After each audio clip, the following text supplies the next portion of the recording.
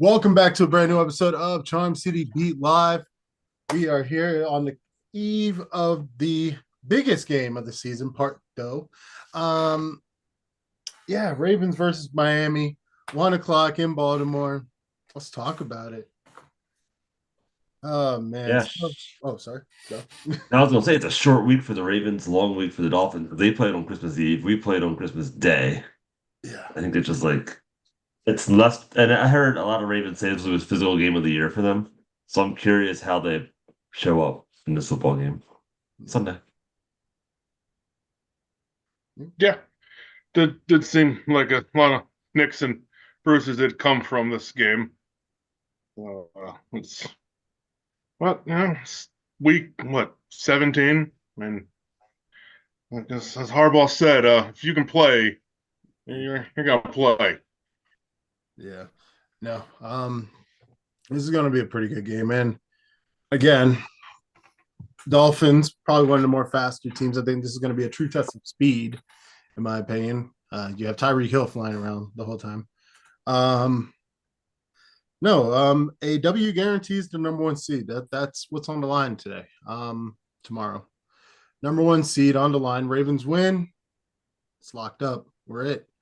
Um, and that means the Super Bowl goes through Baltimore, hopefully. So that's something we haven't had here, which would be fucking awesome. But yeah. No, the offense came coming off a 33-point performance. It looked great. I mean, you had 241 yards through the air, 102 yards rushing, which is for the Ravens kind of low, but again, still effective.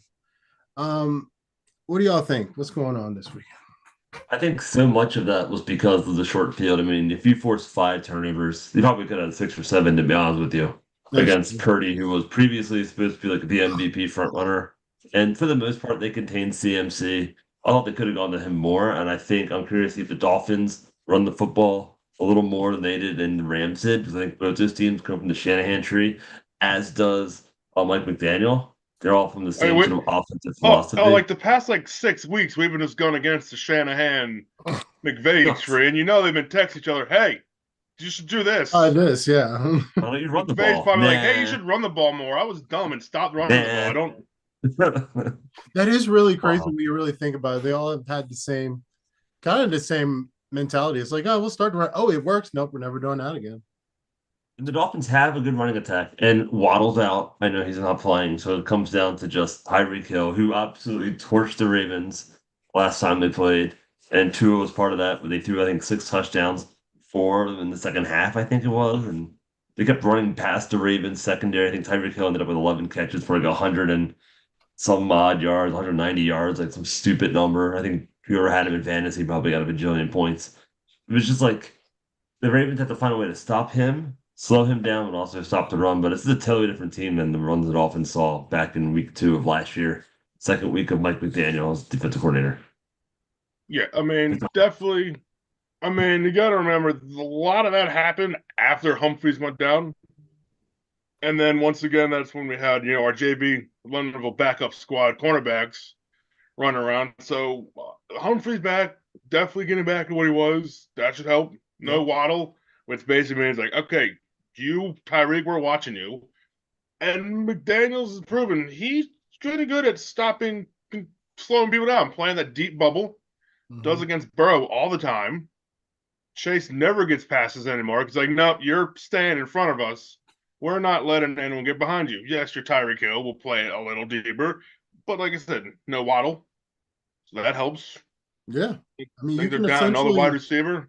And oh, you can essentially double reek, and not feel like you're losing out somewhere else. I think that's going to be the biggest, honestly, the biggest for us. I guess I don't see a reality where the Ravens play down to the Dolphins because the Dolphins are still, like you said, they have weapons. They're still the Dolphins.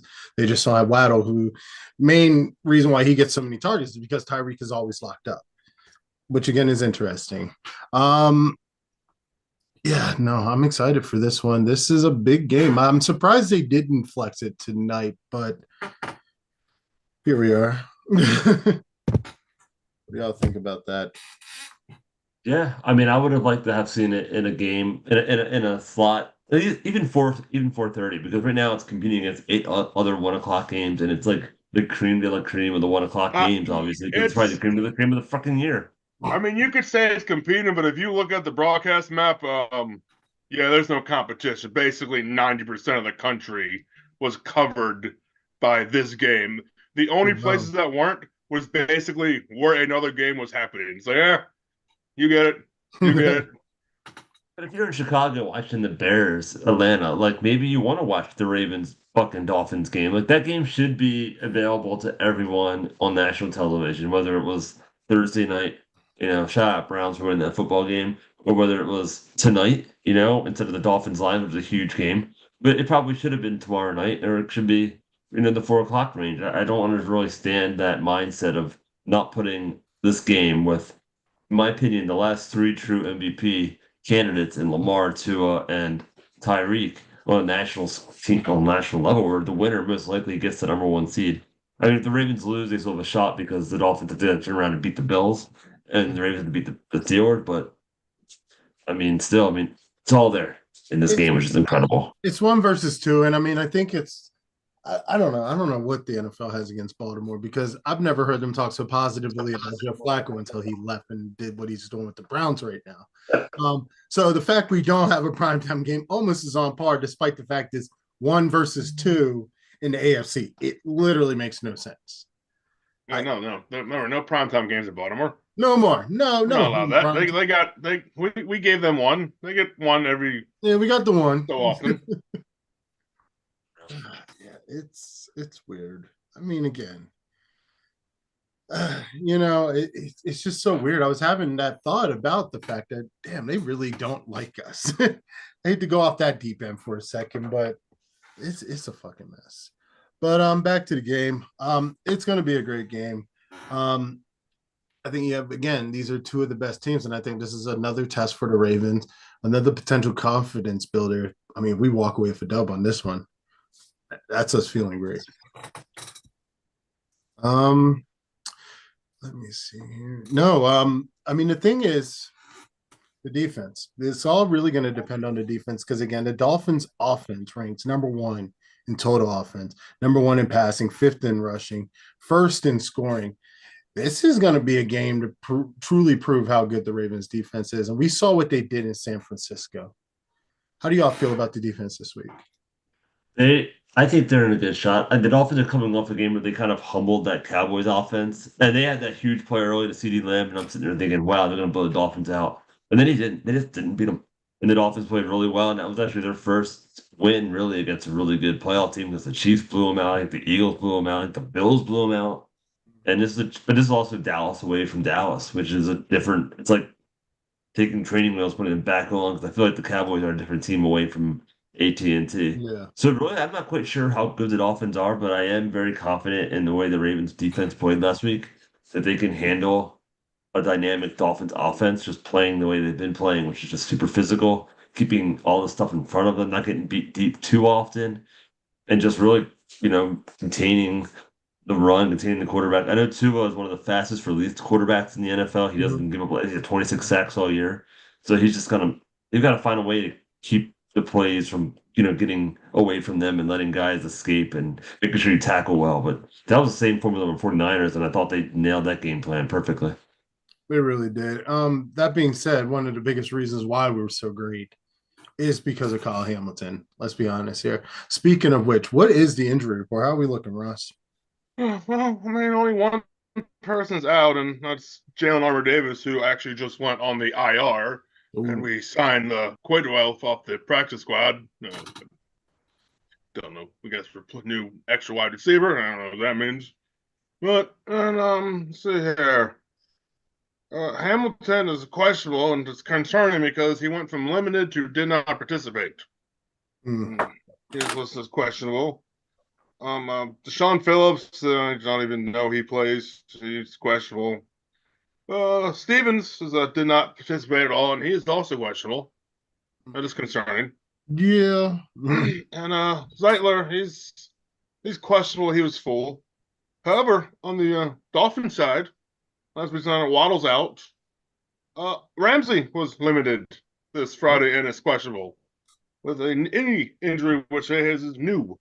Ooh. I also have a slew of offensive linemen that are questionable. Like a bowl game, all these guys. I Yeah. think they all have playing. I mean, we've been praising how short our injury report is, and then week 17 we get one. I was like, oh, this is wild. Familiar. Like we got, I mean, Zay, he's questionable. Yeah. And I forgot about him, but yeah. I think it showcases how valuable that bye will be. If we can get it. Exactly. This is why we need that one. Anyone who's afraid of this one needs to look at this injury report and be like, oh, people need rest. Oh, we need this. Well, Hamilton needs a rest for 2 weeks easily. 2.5 weeks. I say if we win this week, we don't play next week. I don't want to get too far ahead, but he does not play next week or obviously to bye. No. Harbaugh's learned things from 2019. He will play it differently. Not going to go full rest, whatever. He knows what he's doing. We need to get this win so we can go into that mode because, I mean, at one point, pretty sure both our starting linebackers were on the injury report. Mm-hmm. So, we need this rest. Yeah. Handling the 1 seed is so much of a mentality thing, maturing thing. I think in 2019, it was a bunch of young guys just doing young things and didn't really.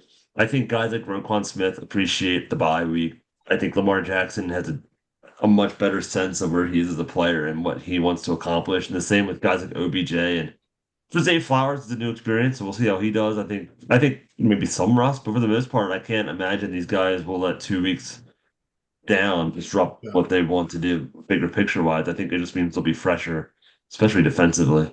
And they're already a really good first quarter team, so maybe that's the key. Like just have a normal first quarter, and you just go from there. No, I without a doubt, no. The rest is necessary. I was saying this before, and again, the reason why this team is so much better in 2019 is the maturity. You see it, Lamar Jackson in huddles, getting loud. The leadership that's there. I honestly, it wasn't that's what was missing from 2019. That leadership, that central core voice that we just haven't had. And again, I am, the more I watch this team, I feel like if you go back probably about 4 weeks maybe ago when this was even a whisper and we're talking like no, bye week. No, my whole entire mentality has changed about this team. This is not the same Ravens team. This is a confidence building team here. And again, go get that fucking bye week. Go get that. But what's Russ? You pissing? No. Oh, all right. No. No, in other news though, ahead of this game, Ray Rice will be the legend of the game. This announcement has caused some mixed feelings on social media. What this is out of nowhere in my opinion. It does seem, but I mean, again, I feel it's it's not his first time back. He's here for the Super Bowl celebration. Yeah, he comes back all the time. People don't see him. People are like, he's been living in Baltimore for a while now. Yeah, he's a local. People doesn't like. I read today. People don't know all the stuff he does because a lot of it's just Baltimore based. Exactly. He coaches youth football league. Yeah. I mean, did he do something horrible? Yes. Did Roger Goodell unfortunately have to make an example of him? Maybe so. But here's my thing about example. Is it the example when that is no longer the standard? You know what I mean? Again, I guess we still have with Von Miller, but yeah, this was 10 years ago. Luckily they got counseling or whatever. They're married, they have children, This isn't like he has some pending charge or jail time. It's a completely different situation. And looking back 10 years later, especially how the NFL has gotten in all these situations, it's just, I feel like he's paid his dues in a sense. Because again, a lot of people frustrated, like you said, are people that are not in Baltimore. These are people that are across the country. When the TMZ article dropped that I saw earlier, it's like, oh, these are probably a million other people that probably have no fucking idea where Baltimore even is on the map. So the fact that they're irate, but again, I think without a doubt, I don't think he gets booed. I know people are like, oh, they're going to boo him out of the stadium. No, I don't think that's happening. That's not happening. We've already cheered him before. Yeah. He's been there before. people seem to forget it's not like we're finally welcoming him back. The Ravens made up with him years ago. Mm-hmm. Yeah, he did everything you could possibly do to right that wrong. And there's obviously no changing what he did, and it's obviously a horrible thing. But he's literally done everything you could possibly ask of someone who wants forgiveness. And I think that the Ravens fans, I think, do appreciate that and understand that, and know what he did for them, and also know what he had to sacrifice because of his mistake. And so like I think I have no issue with it. It's definitely a little cringy, but I think he's a human being, and he made a big mistake. But I think he has to live with that mistake for the rest of his life, and Yeah. I think this is one way that he can still kind of do what he used to do and love what he did. And he gives back to the community so much. I guess the Ravens respecting that, I guess. Yeah. I mean, it's not like he's some lowlife that disappeared off the face of the planet. No, he stayed in Baltimore. He grinded, did what he had to do. A lot of good, a lot of charity work. He didn't hide from it, A lot of Yeah. guys would have just good night, but he didn't. I'm gonna run out to the mountains. embraced- Bye. And he was very out in the open with how he was responding to it. And I think that takes some courage. Yeah. No, without a doubt. Yeah. Again, Ravens, #1 seed if we win tomorrow. Lock everything up. We win tomorrow. Huh? What are your thoughts on this everything up. offense? One As far as, AFC. like, going against, I think the Dolphins have a pretty decent defense, don't they? Yeah. Everywhere Yeah. except the red zone. You get in the red zone, it could be one of those scenarios where they don't let teams in the red zone a lot. So it's a skewed number, like I think the 49ers was. Yeah. But, I mean... They haven't played good teams a lot. That is true. We did the same thing to them offensively. They did to us, and no one's talking about it. Last year, I think Lamar had close to 400, 500 yards passing and running and all that shit, too. It was like 42. Well, we scored 30, 40 points. The last two times that they beat us, one time they had to blitz the hell out of us the whole time. And Greg Roman had his 4 wide receivers all running curl routes, stand next to you like, hey, what's up? Oh, Lamar's getting sacked again. Maybe we should run something else, where there's no one blitzing. And then the other time they needed a historical comeback from 21 points in the fourth quarter to beat us. This is a Dolphins team that I think is almost dead last in blitzes with more than 4 guys. I think they blitz like 26% of the time or something with more than 4. Like, they have a great front. They have Chubb, I think, on that team defensively. Jalen Ramsey, if he does play, adds a wrinkle in that secondary. Yeah. I think there's some issues, especially with our O-line, that continues to be... It wasn't that big of an issue with the 49ers. They did a really good job of dancing around those guys. It's going to be Lamar Jackson again putting on his cape against this team, I think, because of the pass rush. But if we can run football, they haven't seen a running game like we have. And so I'm curious how they react to it, the physicality of it, and then obviously the Lamar Jackson effect. He's playing as good a ball as he's ever played, as far as being able to distribute, know when to run, know when to throw it, all that stuff. I'm excited. Yeah. Someone that's very quarterbacky. No. That was a new fun word that came out today. New word. It'll be an Urban Dictionary by Tuesday. Everybody's off Monday. No, yeah. I honestly, again, the X factor in a lot of what we're seeing in these games is Lamar's gameplay, because again, he's doing things that he hasn't done before, and that's be comfortable in the pocket. Listen, when you have a Lamar Jackson who again can burst off for 30 yards like it's nothing, when you have to contend with thinking about that in the back of your head, but also the fact that he's very efficient in the pocket, it's a very hard game to play because you're playing the run into defense and you can't play both like 100%. You have to split time, and that's what's causing a lot of teams to fuck up against us, and it's great. Well, like I said, you're in coverage, and years ago, the last few years, you see Lamar break out, start running to the line of scrimmage, you basically know, I can go get him. He's going to run now. Mm-hmm. Now, when he runs to the line of scrimmage, you're like, I'm going to go get him. No, thanks. Aguilar in the end zone, like what? Aguilar in the end zone, likely back across the middle. Gus Edwards just quietly going downfield for 50 yards. There's also the RPO where it's like he has it and he pretends to hand it off, and linebackers are like, "What the fuck?" And he When he keeps starts it, to and then run, he then he throws passes it, it. or Yeah. they run with it. And it's a whole lot of stuff, and I think he's just getting so good at that. And it's remarkable that this time last year we were wondering if he was going to resign, and now it's like we have him for another 5 some years of this. And I'm excited to see the evolution of him as a quarterback. It's awesome. Yeah, and another thing, and I think you see in a lot of re-signings where players get re-signed and digress. I feel like Lamar Jackson hasn't played better football in his life. This is the best football he's probably ever freaking played. And he paid it. He got his money, and now he's playing to get his ring. And I'm here for it, man. I love it. I love this. This is so fun. It's so sad that there's only 2 games, the regular season left. Oh, We only won with Lamar if we win on Sunday.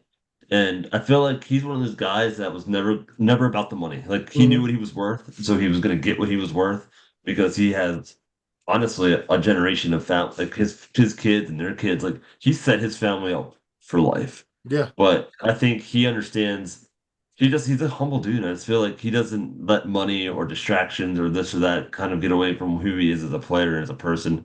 And that's why you still see him meeting kids and hugging them and giving away things and being, honest and fun and just joking around. Like he's never changed, which is really awesome to see. Guys like Joe Flacco will bottle it up, and they kind of like there's guys like that. I mean, they get paid and they become a different player almost. And I feel like he's still the same guy. You couldn't tell me if he got paid or not, and that's how he's playing. And that's pretty awesome. Yeah. I really like that was the thing. Like, I mean, do we know his cap hit will hit one day? Sure. But the way his attitude is, if not, I mean, yeah. I don't know. It's exciting to see. Yeah, so right now, Ravens 1, Dolphins 2, Chiefs 3, Jaguars 4, and the Browns just clinched a playoff spot on Thursday Night Football. Like again, the script writers are in their fucking bag this season. Another thing this Flacco thing is also teaching me is that there's certain group of Ravens fans that can't rationalize that you can root for a person that doesn't mean you're rooting for a team. Yeah. Have you not seen games? Players can do good, and their team can still lose. I'll just say, do we want them to win? No, God, no. Is it good that he's winning for the Browns? No. But Christ, he was on the couch 4 weeks ago. He was driving his kids to school. And now he's out there just slinging it with, like Jordan pointed out, kindergartners. I saw something funny where it was like he was sitting on the bench between offensive and defensive plays, and it was like, he only joined the Browns where you get some fucking peace and quiet for once.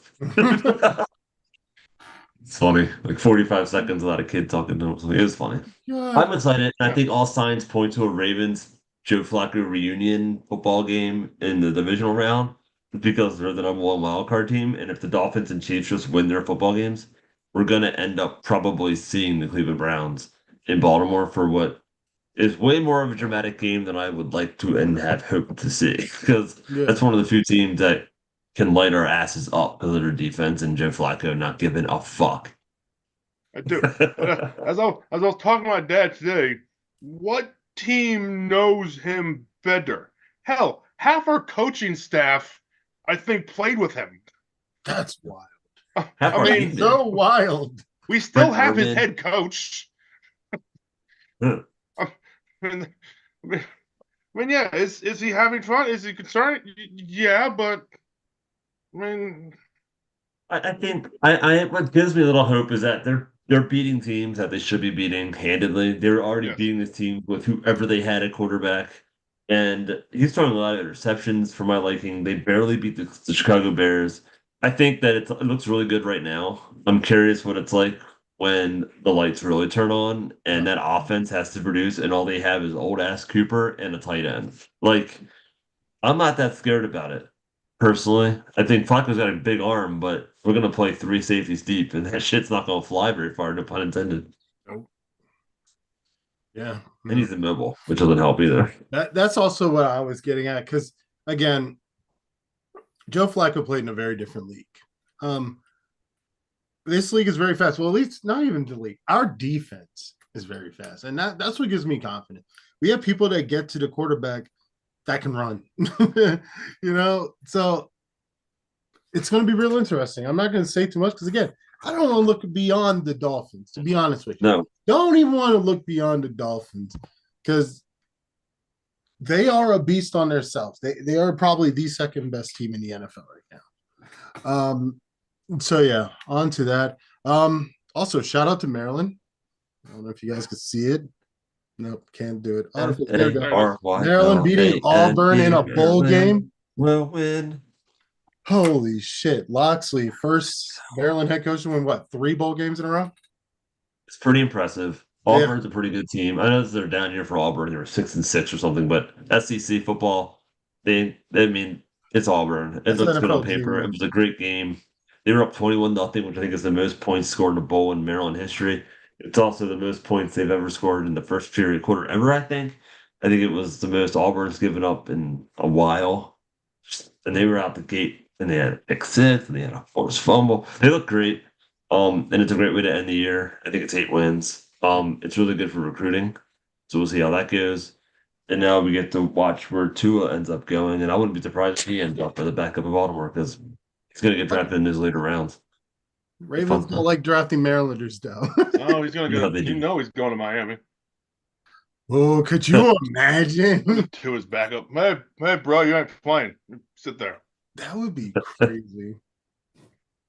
That would be nuts. But yeah, like Gerald said, Ravens, they don't Maryland play. No, they don't draft Maryland guys. Torrey Smith. They signed them. They signed them. Free agent running back. So yeah, they got Funk. I'm sad they didn't get Stephon Diggs. That was unfortunate because that would have been a game. Who knows what the fate of this franchise would have been if they would have gotten him versus whoever the fuck they took in the first round or second round that year. Stephon was the worst thing about Stephon was we had multiple chances to draft him. DJ Moore was the one that hurt the most because I'm pretty sure that was Hayden Hurst. You see how that shit turned out. Or was that Calvin Ridley with Hayden Hurst? I think it was Calvin Ridley. Good God. DJ Moore might have been Hollywood. Speaking of Hollywood, y'all heard about the shit he was saying on the internet? Well, on a podcast with 12-year-olds. Yeah, apparently does a lot of gaming. It's probably his Call of Duty buddies. Yeah, no secret. He does a lot of gaming. But apparently went on his podcast or it was like on his Zoom meeting and literally looked like something like this, except for Hollywood's down there. And these kids are like asking him the question. It's like, yo, like, what was the reason you left Baltimore? And he's talking about the philosophy and how, like, he felt like he was underused. And again, it's like you put up 1,000-yard seasons. How are you underused? I will never understand that. Was it as pretty as here, deep bombs all the way down, all around? No, but you were one of the highest targeted players next to Mark Andrews. In fact, I think he was more targeted than Mark Andrews. Again, sorry you didn't haul in the passes. But I don't know. It's just funny to me now that he's left. And I mean, it's the grass isn't always greener on the other side. Thought he was going to link up with his college quarterback, and you see what's happening now. He's on his way out, probably. Wow, that doesn't seem to work out for wide receivers. What was that, Jordan? Jordan, what'd you say? Oh, I said it doesn't seem to work out well when you team up with your college quarterback. Yeah. That's Devontae Adams, that one. Yeah, no, that shit fucking sailed. Yeah. Yeah, Murray's just not him, fortunately. And I mean, on paper, it looked like it made sense. They run an air raid offense as a quarterback that knows you, but yeah, I mean, there's been rumors, and again, you know how it goes on Twitter. People ask the asinine, crazy question, and they ask, would you take Hollywood Brown back? Like, if he came back to the Ravens, what would that mean to you? And I want to pose that question to you. Would you guys take Hollywood Brown back? What would it cost? Because I think we're missing. I think the one thing we are missing on this team is the deep threat, the consistent deep threat that I think he gives you. And so I think we do miss that aspect of it. And I'm curious if they try to fix that in the offseason because I think if Lamar had a guy that could go deep. I think Zay Flowers could be that guy. They just don't use him that way. And I guess OBJ could be that guy and Bateman, but they just don't use him that way. Bateman can't catch a fucking cold. So I mean, maybe not then, but I mean, it depends on the price, obviously. Right now, he's still. I mean, we got Linderbaum for him, and holy hell, that draft class, we got Hamilton and Linderbaum in like a 8 pick span in the first round. I mean, talk about franchise changing picks from EDC, who was under some serious pressure going into that draft because of Yeah. picks like Owe and that didn't quite and Hollywood that didn't quite work out the way he had hoped and Hurst. And he didn't get Hurst, obviously that was but still like Purchase, yeah. the fact that his last few years have been really, really, really strong and I think it's been good to see. Yeah. Ross, what about you, man? I don't know. Like I say, it could be a consistent deep ball. I think unless we can start using both Andrews and Likely better, I still think we're still missing that go get it receiver. Mm. We don't. I mean, even then, I still think we could use a more prototypical receiver that go get it, other than like a Likely, like a Mike Evans type. Someone that Lamar would be like, "Hey, go get it." We have Andrews, yes, but we seem like anytime we have both tight ends, our coordinators never know how to use both. Yeah. So the deep I'm threat still working. holding out. Is that Ross? Sorry. Like I said, I think Zay could be the deep threat. Like I said, we're not using that way. I don't know if Monken just doesn't have deep. For some reason, this year Lamar doesn't have the deep ball. Even no matter who he's throwing it to, he had it earlier. Zay early in the Bengal game, he hit him down the middle deep and sideline a few times. But like I say, I'm just cost would help. You know, he's going to think he's still a top wide receiver. He's going to want money. Yeah. But I wouldn't be shocked if they try to pop the top a couple times in the playoffs. I think they're keeping some stuff in the bag. I do think OBJ's best stuff still ahead of him. Also, I think some of these guys are just saving it now, knowing they're gonna need I mean, OBJ really gets going when the lights are on. I'm excited to see what he looks like in the divisional round. They're probably gonna flex the Ravens in the prime time a lot of these playoff games, most likely. You got it. Something about Flacco versus Lamar, Browns, Ravens is something that you probably want to see, unless you get like Cowboys, 49ers in the fucking divisional round. But there's multiple days. We'll see. Yeah. I without a doubt. Again, I got to get through the Dolphins first. But that's that. Again, script writers, y'all in y'all bag this season. This shit is crazy. Who could have written a better movie? But nonetheless, got to get past the Dolphins tomorrow. 1 p.m. game of the day, in my opinion, game of the weekend. Obvious bias. Yeah. Any last words, Jordan? Last I checked, the seats for upper deck were like 230 or something. I'm not sure if it's still that high. I'll be there, thank God, for the only people with season tickets, but so that'll be good. I'm looking forward to the offense coming out in the tunnel and just getting the game, putting the team in the stands in an environment to make this a really uncomfortable game for a Miami Dolphins team that has a losing record, I think, out of their little fucking stadium. So that'll be pretty good. If they're not, they're around 500. And it's going to be 40 degrees, which is mild for us, but like really cold for a team that plays in the 80 degrees down there. And it's their only road game in December. And so I do think that the Ravens can jump out early and hopefully just fucking pound this team into submission, which has been the key to success for a lot of these games. no, like Patrick Queen said at the end of this game, we play a different brand of football that a lot of people don't like to play. Now, did it look hilarious when Marlon Humphrey flew off of Debo Samuel? Maybe that's just because Debo Samuel's 200 whatever pound wide receiver, but just the fact that Marlon Humphrey came flying up like, hey, I'll hit you, and he might bounce off. But yeah, we hit people. As I talked about, you're trying to bully people. Well, you don't bully a bully usually, and we like to smack people in the mouth, and we don't really care what you think about anyone thinks. Our new public enemy, Nick Wright, or whatever his name was, basically saying that, overrated, Lamar is not this, and had us missing the playoffs, yet we're the number 1 seed right now. But so, no, yeah, like I said, I will be there. Yep. Yeah. It's a little different than $1 seats for the last home game. Yeah, the seats are fucking outrageous. The seats are absolutely outrageous because it's like, I have to work, unfortunately, so that's the main reason, But it's like me and Colleen were looking at tickets, and it was just like, what the fuck? Like, again, the Ravens are great. They're must-see football. This is who people want to see, and this is going to happen. This is going to be great because I expect a full stadium. I really do. I expect a loud stadium. We can get after them loud and just tough and just keep moving, just nonstop doing what the Ravens do. Keep them guessing. The game's ours, simply put. And then we can start talking about other things. But again, we have to win tomorrow, get that first seed, and that's it. That does it for our show. Don't forget to like it. Jordan, did you have something to say? No, I was clapping. Don't forget to like and subscribe. We will be back for the next couple of days. New Year's is Monday, so who knows how that's going to work out. But, yep, go Ravens. Man, we're almost